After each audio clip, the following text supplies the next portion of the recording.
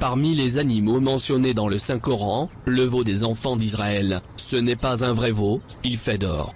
Après Dieu a sauvé les enfants d'Israël de Pharaon, Moïse est parti et a laissé son peuple pendant 40 jours, pour parler à son Seigneur.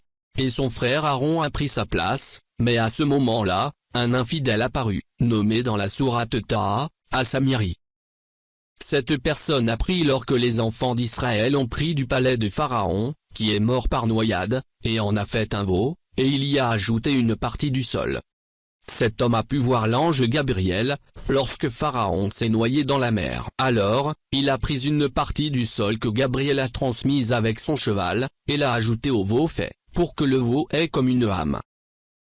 Malgré le grand miracle que les enfants d'Israël ont vu devant eux, la transformation de la mer en route, et la noyade de Pharaon, dans une scène qui serait sûrement terrifiante, leur foi en Dieu est encore faible.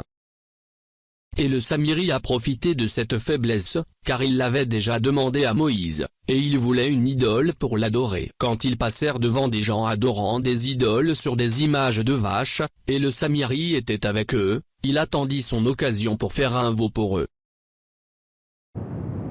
À le temps que Moïse parlait à son Seigneur, et la Torah lui était révélée, son peuple, les enfants d'Israël, dansaient autour du veau. Et dans un dialogue de Moïse avec Dieu, Dieu lui a dit cela à Moïse.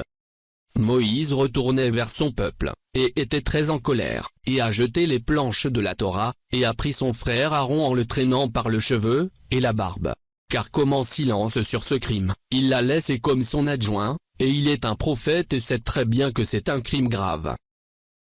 Mais Aaron était innocent, il a fait ce qu'il a pu, et s'est rendu aux enfants d'Israël, parce qu'il craignait pour sa vie, et ne voulait pas les disperser.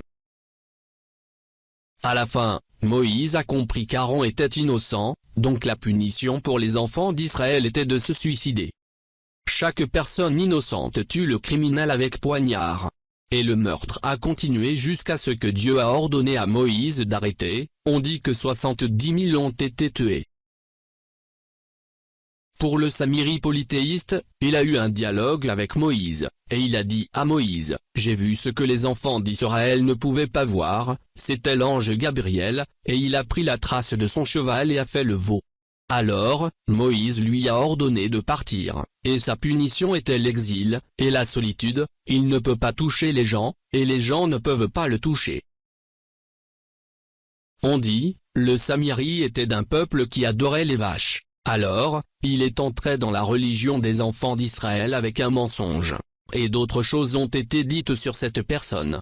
Moïse a brûlé ce veau, et le jeté à la mer. Le sujet du polythéisme est un crime grave. Dieu a envoyé des prophètes pour adorer Dieu seul, et le monothéisme, et ils connaissent très bien le danger du polythéisme. C'est l'une des erreurs les plus difficiles, que Dieu ne pardonne pas facilement.